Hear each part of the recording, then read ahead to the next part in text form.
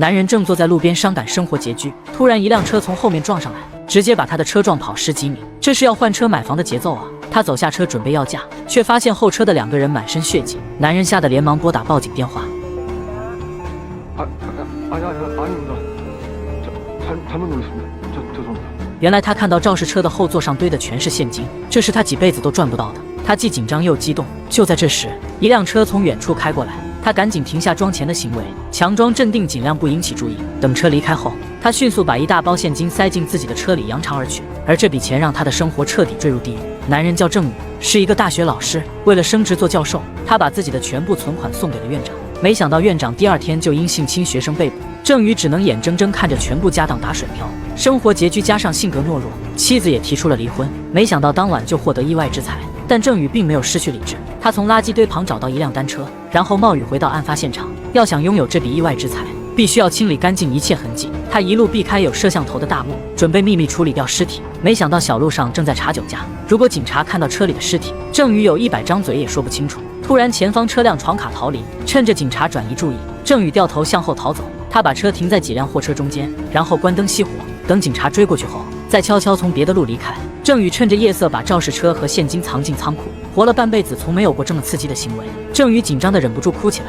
就在这时，门外响起了狗叫声，闻到血腥味的狗朝着仓库狂叫不止。好在主人拉走了狗。郑宇连夜在仓库旁边挖了一个大坑。 突然，他看到有人出现，原来是附近居住的人出来透气。等人走后，郑宇赶紧把2具尸体埋进深坑，然后清洗掉肇事车里的所有血迹。不得不承认，懦弱的男人心思够缜密。做完这一切后，郑宇开着肇事车回到刚才逃离的临检站。警察质问他为什么逃走，可郑宇却一口咬定今晚第1次路过这里。看郑宇紧张的样子，警察怀疑他可能是酒驾，可换了几个仪器吹都正常。就在这时，车上传来手机的震动声。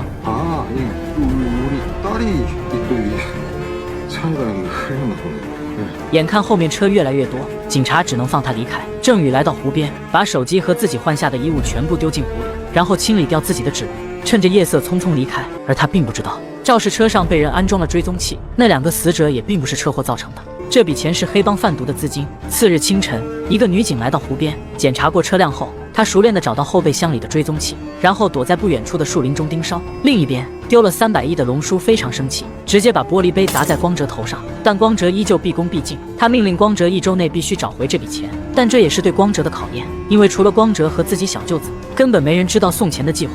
况且送钱的小弟也消失不见，无论光哲是否能找回300亿，他都将面临来自内部的危险。光哲很快找到湖边的车，原来他也在车上安装了定位。只见他拿着刀在座椅的缝隙中划了一下，接着用鼻子一闻，正是血腥味。看样子有别的势力吞下了这笔钱，而他们并不知道，钱竟被一个穷光蛋带走。此时的郑宇还沉浸在发财的喜悦中，但邻居家的狗总是朝着他的仓库叫，这让他感到一丝不安。看来这狗留不得。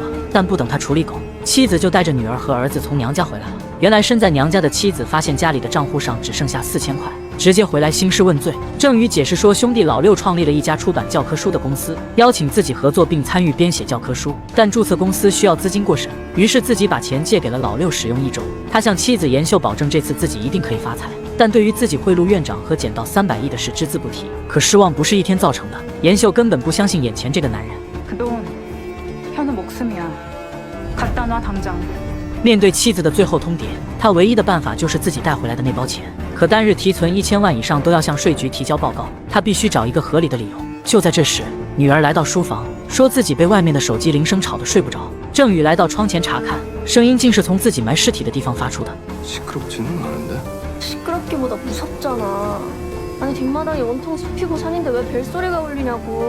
他安抚好女儿后，立刻坐到电脑上查消息。这一查让他后背直冒冷汗。如果有人报失踪案，只要失踪的人不关机，警方可以马上找到手机的定位，而手机一直响正说明有人在找死者。他连忙扒出自己藏在仓库后的尸体，找出没有关机的手机，当务之急要把手机扔得远远的。离开时，妻子妍秀正好看到他。与此同时，光哲已经通过追踪器的行程记录找到了社区，恰好和准备外出的郑宇走了个碰头。刚离开没多久，尸体的手机再次响起。郑宇战战兢兢地拿起手机，来电显示让他大吃一惊，因为打电话过来的正是自己的妻子。他利用尸体的指纹解开锁屏，聊天记录证明妻子和死者很熟。更不可思议的是，手机里还存着妻子的视频。郑宇看了看屋里的妻子，依旧保持等待消息回复的姿势，瞬间就不淡定了。与此同时，英姐无比郁闷无奈。龙叔是最大的面粉分销团伙，他暗中调查了2年，才得知龙叔背后还有上级帮会，而这次恰好安排的是卧底送钱。本以为可以顺藤摸瓜揪出毒源，不料卧底突然失踪，300亿赃款也不知去向。他向领导申请追踪卧底的手机定位，活要见人，死要见尸，可领导却大发雷霆。 하나님, 불법 수사로 애가 하나 사라졌어요. 영장 좀 주세요. 그럴래? 이거 오픈되면 우리 옷 벗는 걸로 날 가득하.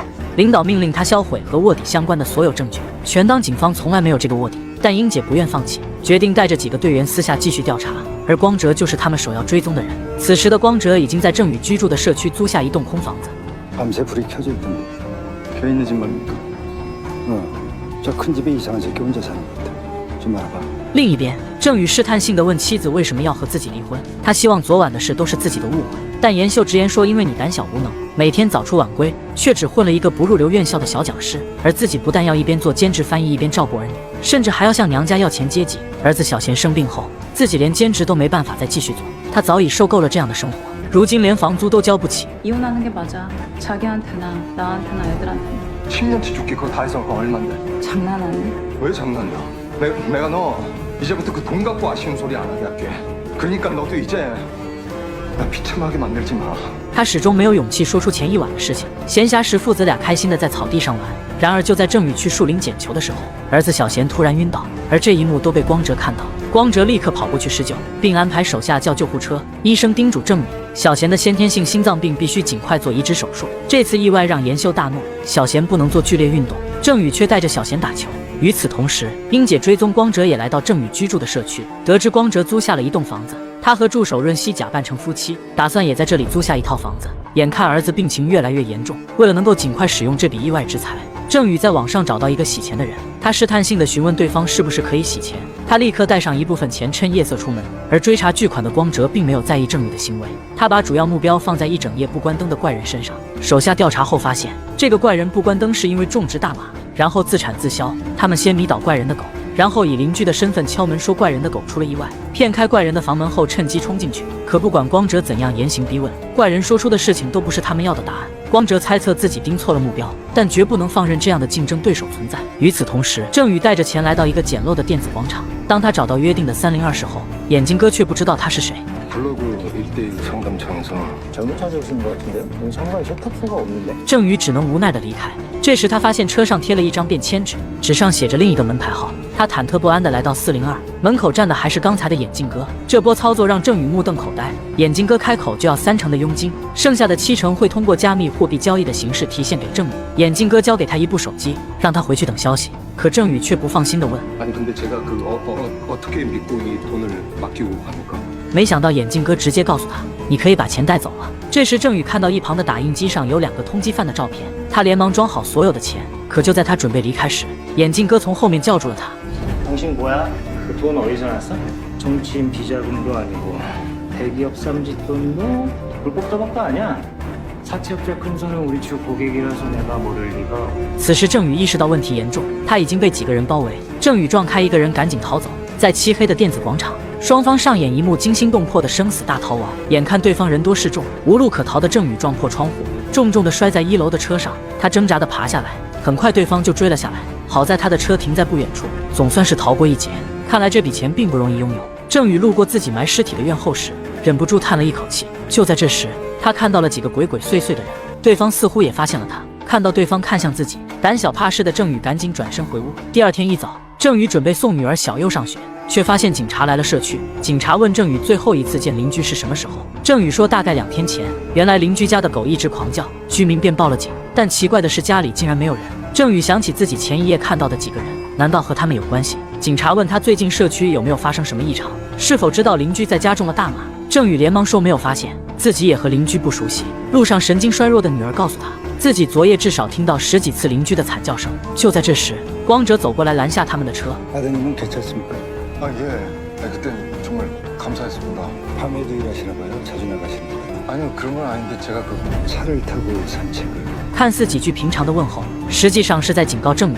很快，光哲就收到消息，一个大学老师找龙叔的人洗钱，最后瞎闹一场就逃走。当看到男人资料上的照片时，光哲有些吃惊，这不正是邻居郑宇吗？而郑宇犹豫再三后，还是拨通了报警电话。 집에서 그 배마 키우고 편에 사는 사람들이 좀 수상해서요. 그 동네 안 살아가지고 잘 모릅니다. 그러니까 꼭 좀 조사 부탁드리겠습니다. 수고하십시오. 很快，警察就来到光哲租住的房子，执法画面被直接投放到英姐的电脑上，但调查了一圈后，并没有发现任何异常。警察的举动让光哲产生怀疑，如果警察是接到举报来调查怪人的失踪，那么能报警的人只有郑宇。此时感觉到危险气息的郑宇已经找好了新的房子。英姐查出报警电话的位置后，找到对面的超市，要求提供监控。虽然没有看清人脸，但是看清了匿名报警人的车牌号。他联系总部的人调查车牌，却遭到拒绝，还让他尽快结束手上的监视工作。显然领导在给他找麻烦，调查只能依靠小组内的几个人。另一边，得知光哲追查尸款时随手杀了一个人，龙叔担心光哲惹出麻烦，但小舅子却提议和光哲一刀两断。 그래도 같이 고생한 친동생 같은 놈인데 같은 거지 친동생 아니잖아 씨발 매형 가장이야 가장은 가족을 지킬 의무가 있잖아 虽然龙叔不愿抛弃义气，可小舅子说的也并无道理，而这个小舅子似乎也藏着野心。深夜，英姐悄悄翻进怪人的家里查找线索，这时润熙打来电话，他查到车牌号户主是一个老师，而这个叫郑宇的老师就住在怪人的隔壁。而更奇怪的是，光哲也在调查他，执法记录里拍下的桌子上放的资料都是郑宇的。 但他们是如何知道郑宇是举报人呢？还是说在此之前他们就已经在调查郑宇？英姐在清理过的卫生间发现少量血迹，她断定这不是畏罪潜逃，而是一起谋杀案。郑宇很可能就是目击者。突然，润熙发现光哲有所行动，凶手竟返回了作案现场。两个凶手分工合作，一个进房间搜索，另一个守在门口。英姐躲在角落不敢出声，好在同事润熙机灵，制造声音引走楼下的人，英姐才有机会翻窗脱身。她把所有的线索整理在一起，觉得那笔消失的300亿巨款就在这个社区。光哲已经掌握了这笔钱的线索，而这个叫郑宇的人也迫不得卷入其中。只要蹲守在这里，一定能找到上级帮的线索。此时的郑宇不敢回家，他提前打电话给儿子，让儿子看看光哲有没有在家。得知光哲家没亮灯才放心，没想到光哲正在村口等他。 이제 퇴근하시는 거야? 무슨 있으신가? 光哲的手下把郑宇押往山上，胆小的郑宇在路上就把事情的前前后后全部交代。几个手下当着郑宇的面挖了个大坑，然后一脚把郑宇踹进去，随着土不断的落在身上。郑宇的内心恐惧到极点。就在他绝望之际，光哲命令手下把他又扒了出来。 넌 이제부터 우리 돈을 갚아야 돼. 그냥 우리가 시키는 대로 하면 돼. 가서 연락할 때까지 기다려. 돈을? 그냥 거기 둬. 거기 가서 앉아. 原来从光哲查清他的家庭状况后，就有了新计划。他要打造一个理想的地下世界新面孔。他们早就看出郑宇家的后院埋了人，毕竟这种事他轻车熟路。因为郑宇有家人的羁绊，根本不用担心他吃里扒外或者逃走。而他不仅要养家糊口，还有一个病重的孩子。只要给他足够的钱，他必将不顾一切。更重要的是，在警方的眼里，郑宇算是一个良好市民。他们知道这样的人没有勇气杀人。两个小弟的死应该是路上发生了什么事，导致两个人自相残杀。郑宇战战兢兢地回到家，本以为能发笔横财，没想到却被迫为毒贩卖命。光哲也深知自己的处境，自己为龙叔卖命15年，但还是什么都没有。他必须在被遗弃之前自立门户。他毫不掩饰地把自己的打算告诉了亲信小弟，但这些人也并不完全忠心。他的话很快就被汇报给龙叔的小舅子。一场腥风血雨即将来临，但谁又能确定光哲不是故意的呢？一大早，女儿就和妻子吵了起来，只因上高中的女儿化妆被阻拦。 이럴 거면 그냥 현우 맡기고 둘이 살아. 아빠한테 이혼하자고 들들 볶는 수준. 나도 더 이상 엄마 아빠 싸우는 거 지겨워 죽겠어. 우리 가족은 서로 찢어져야 행복해. 빨리 이혼해 말이야. 这是妍秀第一次动手打女儿，或许是因为女儿第一次反抗，但更多的还是生活所带来的压力。与此同时，英姐通过强硬的手段拿到继续追查的指令。 결과를 빨리 갖고 와. 내 위에 있는 영감은 나보다 더 몸을 살리니까. 为了做出成绩，局里连续捣毁多个贩卖面粉的窝点，行动力度让整个首尔的地下世界颤抖，但并没有抓到龙叔的线索。英姐想起自己的卧底男友在消失前曾告诉她有人泄露了情报，自己危在旦夕。犯罪集团已经开始清查手下，但为了找到上级帮的线索，英姐让卧底坚持送完这笔钱。没想到这成为两人最后的通话，英姐也因此无比内疚，心里憋着竟要把犯罪集团全部抓住。然而就在警方严打之时，光哲也开始了自己的计划。他命令郑宇去釜山送货。 为了防止郑宇背叛，光哲直接搬出他的家人威胁。 30분 전에 사모님 호텔 들어가셨다. 약속이 있으신가? 하셨나? 此时的妍秀正在参加闺蜜聚会，一个叫美妍的女人向妍秀表达歉意，说老公老六搭线帮郑宇贿赂院长，没想到钱打了水漂。就在这时，妍秀接到女儿老师的消息，她走到一边给郑宇打电话，但郑宇的手机已经被光哲收走，而几个闺蜜趁她走开，开始嚼舌根吐槽妍秀，真是当面一套背后一套的好闺蜜。妍秀来到学校，才知道小优借口弟弟生病，经常早退和旷课。校长再次搬出小优去年打架的事情，说小优是问题学生。 작년 흑복사건 연우가 가해자 맞나요? 연우 오랫동안 집단 따돌림 당한 거 방치하시거나 심리적으로 상처받은 건 말도 못해요. 교감생에는 자녀분들 어디서 뭐하고。面对严秀的反问，校长哑口无言。严秀找到当时和小右打架的夏恩，他明白有时候敌人会比朋友更了解一个人。对于这样的不良少女，只要稍微花点钱，就能得到自己想要的信息。严秀一边寻找女儿，一边给郑宇发消息，让他去接儿子放学。此时的郑宇已经坐上前往釜山的车，而光哲也没闲着。他找到龙叔说钱没找到，但自己会去见上级帮，为龙叔争取时间。龙叔知道光哲撒谎，但还是把唯一能联系上级帮的手机交给光哲。到了下午，严秀终于找到女儿，他认真地向女儿道歉，并保证以后再也不会打她。但小右并没有消息，即便母亲快要哭出来，依旧跟着几个混混离开。她看了看手机，自己发给丈夫的短信没有任何回复。她不明白自己的人生为何会变成这样，而她更不知道丈夫现在正在经历什么。男人被迫做了毒贩的车手，因为他不显眼的外貌，加上大学老师的身份，所以轻而易举地完成任务。郑宇回到村子时已经是深夜，光哲通知他把钱留在车库就好，顺便让他看好车库里的货。回到房间，妻子还在等他。面对严秀的质问，郑宇承诺一定会拿回那笔钱。 그게 뭐 저 은행으로 쏘면 안 되는 돈이래. 그 뭐 불법적인 돈이라고. 그 현금으로 받으면 어때? 아니 진짜 받아온다니까. 미안해 영주야. 听着男人语无伦次的话，严秀再也无法忍受。 빌어먹을 사과 좀 그만하면 안 돼? 왜 맨날 서로 사과가 나고 살아야 되냐고. 此时无处可去的小右只能坐在院后墙角，他发消息让弟弟扔下来一个毛毯，心疼姐姐的弟弟还包了一个苹果给他。这时他发现院后的土里好像埋了什么，可不等他上去看清楚，天上突然下起大雨，小右只能躲进车库。本来他想在车库里找一找垫子，却发现父亲藏在柜子里的包，拉开一看，里面竟全部是钞票。而此时小舅子带着手下已经来到门外，他们打算抢回丢失的巨款。可小舅子突然接到一个电话，说有警方在监视这个社区。 야, 차 빼. 예.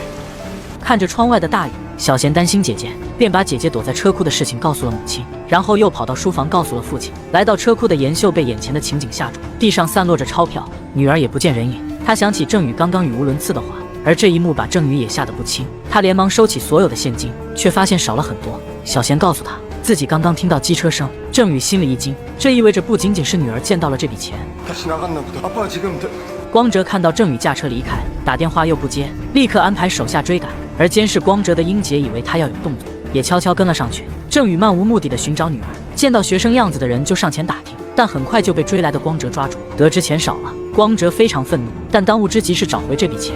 此时小右和黄毛躲在一个小旅馆，旁边还放着一堆钞票。他竟然不知死活地拿走这么多钱，甚至还计划送给黄毛一辆新机车。这时门外响起敲门声，两个人连忙把钱藏在被子里。原来是旅馆老板。小右借口说自己没穿衣服，让老板先出去。可床下散落的几张钞票暴露了一切，老板稳住他们后就开始摇人。为了拥有这笔钱又不暴露，他们计划把两个年轻人毒死，然后伪装成自杀。光哲通过自己的关系，很快查到黄毛的踪迹，追到旅馆。黑心老板并不认识光哲，还以为他是来抢战果的人。光哲解决问题的方法就不用介绍了，大家都能想象到，劫后余生的两个年轻人老实了很多。郑宇叮嘱他们要想活下去，就当今晚什么都没有发生过。看到父女俩回来，严秀本想发火，可他注意到小右的神情后立刻忍了下来。现在最重要的已经不是女儿上学的问题，对于他们家每个人而言，这一夜发生了太多事。原本郑宇一个人承受的，现在变成全家一起承受。社会大哥趁着夜色徒步10几公里，只身来到一个仓库。可他刚打开仓库大门，就被人从身后打晕过去。面对心狠手辣的上级帮联络人，光哲直接表明来意。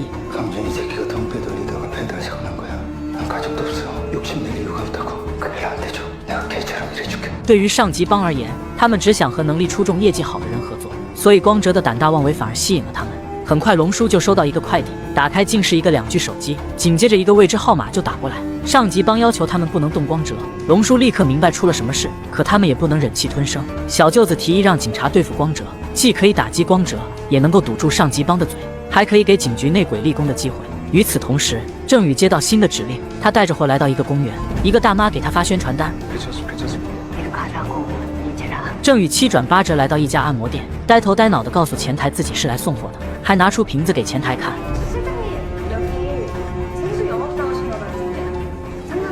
经理一脸懵逼，怎么派了个这样的傻子来？郑宇被带到一个铁门前，经理告诉他一直往前走就可以了。穿过阴暗的通道，郑宇来到一个后厨，一个打扮洋气的女人正在等他。郑宇不远不近地跟着女人，穿过餐厅和会所，最终来到一个装满监控屏幕的房间。好不容易见到了正主，下一秒警察就来扫毒。看着对方逃走，郑宇连忙装起瓶子混入人群，可整个大楼都被警察团团围住，眼看插翅难飞。郑宇躲进卫生间的隔断，但警察很快就搜到了他。警察查过郑宇的资料后，发现他的背景很干净，属于良好市民，甚至连交通罚单都没有。可越是这样，越值得怀疑。郑宇解释说自己是为了买服，所以才会自首，还请求警察不要告诉学校和家里。交过罚款的郑宇很快被放出来，可没想到妻子严秀在外面等他。原来从车库发现钱开始，严秀就关注着他的一举一动。从郑宇早上出门到他被抓的整个过程，严秀都在一旁看着。郑宇只能向严秀坦白这一切，没想到严秀不但不理解，反而更加埋怨郑宇。严秀要求他立刻报警，可郑宇却担心自己被监视着，如果报警，随时会给家人带来危险。 하고 싶어서 이러는 거 아니야 전부. 얘들아, 가족을 위한 거니? 네가 지금까지 가족한테 한 게 뭐가 있다고 이제 와서 가족 타령이야. 그럼 넌 뭐 했는데? 바람 피는 거 해서 나한테. 郑宇的话让严秀无言以答，只能默默地开车离开。而这次无功而返的抓捕引起了英姐的注意，她断定郑宇的出现绝对不简单。第二天，光哲带着龙叔的卧底登门拜访，这也意味着他和龙叔彻底决裂。从没见过这样的父子，一见面就直接掐架，儿子不顾及父亲，父亲也不让着儿子，两个人打得不可开交，直到警察来才停手。老大爷叫老朴，是个江湖老炮，住着不足5平米的蜗居，却对外称自己住在江南富人区。他买通门卫帮自己做戏，让富婆老太太们以为他真的是退休的土豪，聊扯富婆的水平堪称是无被砍头。这天，老朴兴高采烈地出门见富婆女友，却被警察拦住。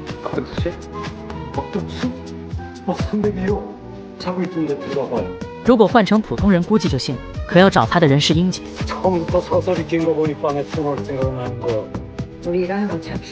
第二天，老朴就兴高采烈地来找儿子，开门的是小佑和小贤。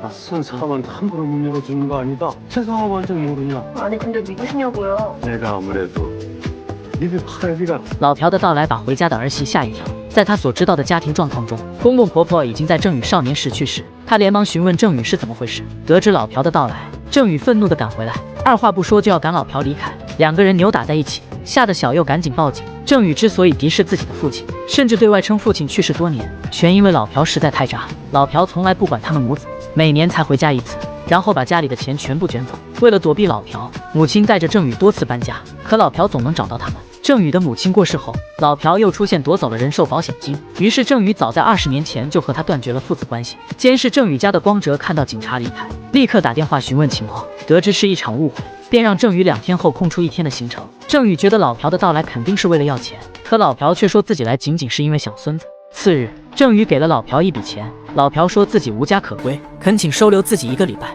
等找到房子立刻就走。 없는 듯 지내세요. 갑자기 나타나서 가족인 척하지 마시고. 原来英姐猜测郑宇一家被挟持，看到郑宇到妻子的大学打听自己的卧底男友，她觉得这个家庭肯定知道很多的线索，于是邀请老朴潜入做自己内线。英姐告诉老朴，郑宇现在招惹了贩毒集团，一家人很可能已经被暗中挟持。 저대로 두면 주도 새도 모르고 사라질 것 같은데 영감님 아들 며느리 손녀 손주 다 混账一生的老朴得知自己有了孙子孙女，立刻答应了英姐，尤其是看到乖巧听话的孙子，他觉得现在的决定是这辈子所做的最正确的选择。趁着家里没人，老朴赶紧寻找线索，不知不觉就来到儿媳的房间，没想到儿媳突然回来。 여기서 뭐 하세요? 저거 문제 되겠는데? 저기 천장 모서리 사이에 애들 방도 그러더니 여기는 그러네. 이대로 방치하면 나중에 큰 돈 든다. 虽然躲过了怀疑，但严秀觉得这个老头比郑宇更让人厌恶。老朴借口自己的手机坏了，向严秀借用手机，然后说自己回房间给女友打个电话，可刚关上门就挂断了电话，一边有条不紊地说话，一边悄悄拍下儿媳的聊天记录，就连那个视频也被他录了下来。另一边，领导对英姐的汇报大发雷霆，监视了这么久一无所获。英姐说警局有上级帮的人，所以卧底才会被害，及时找到了线索，现在也不能轻易写进报告中。看着儿媳的视频，老朴心思沉重，视频的背景显然不是在这栋房子。这时他发现一条狗在后院跑腿，孙子说过最近几天这条狗总是在院后做同样的行为。老朴上前赶走狗，他发现土里好像埋了东西，扒开一看竟然是只手。他询问儿子到底发生了什么事，郑宇把捡钱的事情告诉了老朴，但却说尸体是光哲他们埋的。 돌려줬는데도 꼭 가서 끌려다니고 있다고? 너구냐? 第二天一大早，光哲就在车库等待郑宇。今天的任务是把巨款送到釜山。郑宇问自己到底要做到什么时候？再这样下去，自己的家马上就要散了。可光哲却威胁说，这样不比他们都死去好吗？郑宇的行踪一直被人跟踪，龙叔和毒贩八哥勾结在一起，要在光哲和上级帮见面之前抢回这笔钱。为了不被光哲认出，跟踪的人全部是八哥的小弟，但八哥也不是什么讲原则的人，打算甩掉龙叔，直接和上级帮联系。老朴找到英姐，他把郑宇现在的处境添油加醋的说给英姐，要求警方出面保护自己无辜的家人。 오늘 갑자기 출장 간다 그러더라고. 考虑到郑宇的生活和工作，英姐断定今天一定有大事，来不及呼叫支援，就带着润熙出动。很快就在一个停车场追踪到郑宇。英姐躲在高处监视，发现光哲竟然给郑宇换了一辆车，但他离开的身影也被光哲看到。当郑宇拉开车门时，瞬间傻眼了，车上竟然坐着自己的妻子妍秀。 光哲乘坐郑宇的黑色汽车成功引开追兵，但英姐却拦住润熙，让他跟着银色的车。路上，妍秀告诉郑宇目的地，郑宇质问他为什么要这样做，妍秀却说自己需要钱。医院找到了适合小贤的心脏，她不想错过让儿子活下去的机会，于是私下找到光哲，表示自己不会泄露半个字，并且可以和丈夫一样帮他做事，但是光哲要保证不伤害自己的孩子，还要给自己足够高的薪水。此时的老朴也没闲着，趁着英姐不在，偷偷翻进英姐租的房子。另一边，光哲带着尾巴兜了3个小时圈子，等八哥和小舅子发现时，郑宇早已离开首尔。 교수님? 말 못할 상황이야? 어디 가는지만 말해 내가 도와줄게. 가족들은 문제야. 돈만 넘겨. 네, 저 일이 있어서 지금 부산 내려가고 있습니다. 서울 올라와서 다시 연락드리겠습니다. 看着两伙追踪的人离开，光哲没有丝毫的慌张，毕竟现在的郑宇马上就要完成任务。郑宇把车留在一个地下停车场，只需要第2天回到首尔就可以了。很快，小舅子打给郑宇，让他把钱交给自己，自己一定会保证他和家人的安全。与此同时，光哲也询问妍秀釜山的状况。妍秀下楼检查货物，却发现英姐在地下室，这未免太巧合了。之前英姐就总是关注着自己家，她连忙返回房间，恰好和赶来的小舅子乘坐了一辆电梯。她让郑宇收拾东西赶紧撤，可小舅子已经尾随她进了房间。狭小的电梯里，2个毒贩和警员意外遭遇，八哥突然袭击润熙，可一旁的崔俊却只是观望。郑宇带着妍秀趁乱逃离，为了抢回钱，崔俊也不管八哥的死活。等英姐赶回地下停车场时，润熙已经受了很重的伤，几路人在马路上展开追逐，很快惊动了当地警方。八哥因为刚才的事耿耿于怀，直接在车上和崔俊打了起来。崔俊设计让八哥撞上路边的绿化带，然后命令手下加速追赶，一路追逐了10几里。郑宇在一个路边突然转弯，借助对面的货车成功甩掉追兵。等崔俊缓过神，挣扎爬起身时，郑宇和妍秀早已不见人影，钱也不知去向。眼看当地警方就要追来，崔俊连忙溜走，但英姐还是发现了他。英姐问他是如何知道这次交易的，警局里的内鬼是谁，上级帮的成员都有谁。可崔俊却说自己一直和警察合作，卧底也是那个警察命令自己除掉的，但想要线索就必须放自己离开。为了查清内鬼，英姐只能妥协。此时的龙叔还在计划着拿到钱后如何灭掉八哥，收编八哥的势力。郑宇和妍秀逃到海边，这时郑宇才发现自己拼了命也要保住的巨款竟然全部是废纸，他只不过是吸引目标的诱饵。光哲把所有人都耍了，汽车追逐事件登上晚间新闻头条。龙叔一边安排手下寻找小舅子，一边计划跑路，等待他的只有上级帮的清明。而此时的光哲也接到上级帮的命令，让他处理干净郑宇后躲起来，因为釜山的事情闹得太大，上面要进行大清理。第2天，调查组就进了英姐的单位，那个上级帮的联络人也在其中。局长命令英姐把关于卧底的所有资料销毁，如果调查组查出些什么，他们都会吃牢饭。英姐找到郑宇，开门见山地告诉郑宇，他做光哲车手的事情已经不是秘密，警方很快就会把他列入共犯。他问郑宇为什么会被光哲操控，他的妻子又为何会卷入，可郑宇却咬定自己听不懂英姐的话。或许是因为南韩的面积不够大，仅仅半天的时间，龙叔和小舅子都被上级帮抓住，但联络人给了他们一个机会，2个人中间只能留下一个。真正的生存面前，亲情显得无比脆弱。龙叔不甘地倒在自己小舅子崔俊的枪口下，而崔俊之所以能活下来，是因为上级帮要借他的手清理光哲和郑宇。这一点，光哲心里也猜出了大概。 광철이하고 만날 때 장소하고 시간 좀 알려주라. 내가 광철이 그 새끼한테서. 老朴找到英姐，想让她帮忙为儿子郑宇脱罪，否则就把英姐非法调查闹出大乱子的证据交给媒体。没想到英姐根本不吃他这一套。 난 잃을 게 없어. 아들한테 가서 전해요. 불든가 다 죽든가. 老朴前脚刚离开，英姐就给崔俊打去电话，表示自己会以暴力罪抓他，几个月就可以放出来，但前提是他必须说出警局的内鬼。而他给的条件远远满足不了崔俊。英姐来到医院，她向妍秀询问郑宇卷入的真正原因，而妍秀只知道钱的事，并不知道郑宇藏尸体在后院。 내가 가족을 온전히 지키려면 뭘 하면 될까요? 새로운 거 있으면 연락주세요. 深夜，妍秀忍不住打电话给郑宇，可不等他提问，郑宇就明确地告诉他： 은주야, 넌 아무것도 한 게 없어. 수산도 내가 널 데리고 간 거고 넌 아무것도 몰랐던 거야. 형 잘 챙기고 오늘 밤이면 다 끝나니까.